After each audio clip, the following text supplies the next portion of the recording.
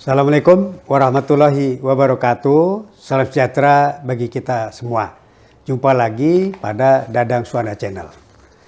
Pemirsa, pada kali ini kita akan membahas tentang latar belakang pentingnya pemerintahan desa. Sebagaimana kita ketahui dalam pembahasan sebelumnya, bahwa dalam teori good governance, maka pemerintahan itu dibagi tiga. Negara itu bisa dibagi tiga. Yang pertama adalah pemerintahan, yang kedua adalah swasta, yang ketiga adalah masyarakat. Pemerintah dan swasta dibentuk dalam rangka melayani masyarakat. Jadi nanti tujuannya apa? Apa tugas pemerintah daerah? Pelayanan kepada apa tugas pemerintahan? Pelayanan kepada masyarakat. Nah, pertanyaannya begini, berapa sih jumlah negara kita? 1. Kemudian berapa jumlah pemerintahan di Indonesia saat ini? Nah, jumlah pemerintahan saat ini di pemerintah sangat banyak. Tapi kalau kita kelompokkan ada 3. Yang pertama adalah pemerintah pusat yang dipimpin oleh presiden. Yang kedua nanti adalah daerah, pemerintah daerah itu pemerintahan provinsi, kabupaten, kota. Ya, nanti jumlahnya 624. Nah, sementara terakhir adalah pemerintahan desa. Jumlahnya sekitar 74.500.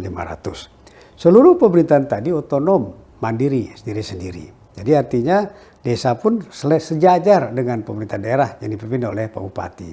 Perbedaannya di mana? Perbedaannya adalah di ruang lingkupnya saja. Jadi besar kecilnya. Tapi tugas dan kewajibannya sama. Jadi nanti artinya seperti begitu. Siapa yang dinamakan pemerintah pusat? Pemerintah pusat itu adalah dipimpin oleh presiden. Jadi kita mengenal lembaga tertinggi negara. Lembaga tertinggi negara adalah MPR. Kemudian kita mengenal lembaga tinggi negara, DPR, Presiden, BPK, Mahkamah Agung, dan lain-lain. Nah, kemudian di sini bahwa siapa yang dinamakan pemerintah pusat? Pemerintah pusat adalah presiden dengan kabinetnya. Itulah yang dinamakan dengan pemerintah pusat. Nah, sedangkan pemerintah provinsi dipimpin oleh gubernur, kabupaten, bupati, pemerintah kota dipimpin oleh wali kota. Ini masing-masing ini otonom nih. Nah, sedangkan pemerintahan desa dipimpin oleh kepala desa. Nah, kemudian bahwa penyelenggaraan pemerintahan desa tadi, penyelenggaraan pemerintahan tadi masing-masing pemerintahan tadi otonom ya, tidak dia maju mandiri sendiri. Di situ silakan dia rencanakan sendiri, anggarkan sendiri, laksanakan sendiri, tata usahakan sendiri, catat sendiri, bukukan sendiri, laporan sendiri, pertanggungjawaban sendiri, pemeriksaan sendiri. Jadi pemeriksaan tadi. Nah, pemerintahan tadi akan baik dalam ajas teori good governance. Pemerintahan tersebut dilaksanakan dengan baik jika dilaksanakan dengan cara tarif. Tarif itu adalah singkatan transparansi, akuntabilitas, responsibilitas, informatif, dan partisipatif. Nah, sekarang ilmuwan berkembang terus. Ajas tadi berubah lagi dari tarif plus C. C-nya adalah konsistensi. Nah, jadi apakah suatu pemerintah daerah transparan dalam penyelenggaraannya? Apakah pemerintah desa transparan? Yang bagus itu ada seperti itu. Apakah akuntabilitas bisa dipertanggungjawabkan? Itu akan diperiksa oleh BPK, BPKP, atau Inspektorat Jenderal Kementerian Dalam Negeri, Inspektorat Jenderal Provinsi, Kabupaten, Kota. Nah, ini akan dilihat di situ apakah akuntabel atau tidak. Dia katakan akuntabel jika bisa dipertanggungjawabkan. Nah, kemudian berikutnya adalah responsibilitas. Apakah penyelenggaraan pemerintahan desa respon tidak terhadap maunya masyarakat? Ini yang penting di sini. Bahwa tugas pemerintahan desa, tugas pemerintahan daerah, tugasnya itu cuma satu dalam rangka peningkatan pelayanan kepada masyarakat. Dalam rangka peningkatan pelayanan pada masyarakat, ini Undang-Undang 32 yang berubah jadi Undang-Undang 23 2014, maka pemerintahan tadi bagus atau tidak bagus, apakah dilaksanakan, dia tadi transparan, akuntabilitas, kemudian respon tidak kepada maunya masyarakat. Tugas pemerintah daerah cuma satu, pelayanan kepada masyarakat. Dalam rangka pelayanan kepada masyarakat, maka pemerintahan daerah, pemerintahan desa mempunyai 3 tujuan. Yang pertama, bagaimana meningkatkan kesejahteraan masyarakat. Yang kedua, bagaimana meningkatkan pemberdayaan masyarakat. Yang ketiga, bagaimana meningkatkan daya saing masyarakat. Ini undang-undangnya. Ya, undang-undang itu menyebutkan seperti itu. Jadi nanti, nah di sana apakah nanti desa tadi bagus dengan tidak bagus? Apa yang dilakukan oleh pemerintahan desa? Pemerintahannya itu cuma 3. Yang pertama, tingkatkan pelayanan publik. Yang kedua, laksanakan perbaikan reformasi birokrasi. Yang ketiga, perbaiki tata kelola good governance. Jadi nanti bagus dengan tidak bagus tugas pemerintah desa tadi cuma 3 dilaksanakan dengan cara bagaimana meningkatkan tata kelola good governance-nya, lalu perbaiki dengan cara reformasi birokrasi. Yang ketiga yang adalah bagaimana perbaikan dengan cara perbaiki pelayanan publiknya. Ketiga petugas tadi dilaksanakan dengan cara smart. Jadi di sini sebaiknya pemerintahan desa membuat sistem, baik sistem manual maupun sistem yang tidak manual. Yang bagus nanti digunakan dengan sistem manual.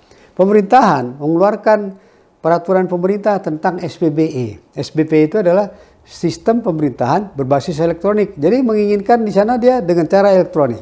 Jadi misalnya nih ada suatu daerah, ya desanya itu setiap warga desa saat ini kan HP itu sudah nggak aneh lagi. Setiap orang punya HP. Di kampung pun sama. Nah, di situ nanti mekanisme pengaduan atau usulan dilaksanakan melalui HP. Jadi nanti langsung ditangkap oleh kepala desanya, di situ dikumpulkan apa aja masukannya, bagaimana pertanggungjawabannya kepada siklus, bagaimana perencanaannya, pelaksanaannya, pelaksanaan, lalu pencatatan, pembukuan, pelaporan, pertanggungjawaban, dan semua siklus di sana, termasuk nanti mekanisme pengaduan kepada masyarakat. Kenapa sih desa itu penting? Tugas dari pemerintahan adalah pelayanan kepada masyarakat. Artinya semakin besar masyarakat, ya semakin bagus yang akan dilayaninya. Konsekuensinya seperti begitu. Nah, kenapa desa itu penting? Karena sebagian besar wilayah Indonesia saat ini adalah pedesaan. Itu sekitar 74.500 desa. Desa itu ada 2 nanti, desa administratif atau desa adat. Nah, yang kita bahas di sini adalah desa administratif, desa pemerintahan. Jadi sebagian besar wilayah Indonesia itu adalah berjumlah sekitar 74.500. Nah, kemudian dari jumlah penduduk yang tinggal di desa tersebut, sebagian besar itu masih ke dalam kelompok yang tidak kaya gitu. Nah, kemudian juga dia bermata pencarian di desa. Itu ada sekitar 54% itu. 54% itu penduduk Indonesia tinggal di desa. Jadi kemudian lagi dari penduduk yang tinggal dari 54%, maka penduduk miskinnya adalah 62%, 62,27%. Itu tinggal di desa. Artinya penduduk di desa sebagian besar adalah penduduk miskin. Nah, kemudian tugas pemerintah daerah, tugas pemerintahan pusat adalah pelayanan kepada masyarakat. Jadi dengan melayani masyarakat, artinya begitu melayani fokus di pada desa, maka 63% penduduk Indonesia akan terlayani oleh sistem pemerintah. Ini seperti begitu, ini hitung-hitungannya. Jadi nanti seperti itu. Nah, kemudian perlu nggak sih peraturan mengenai desa? Harus.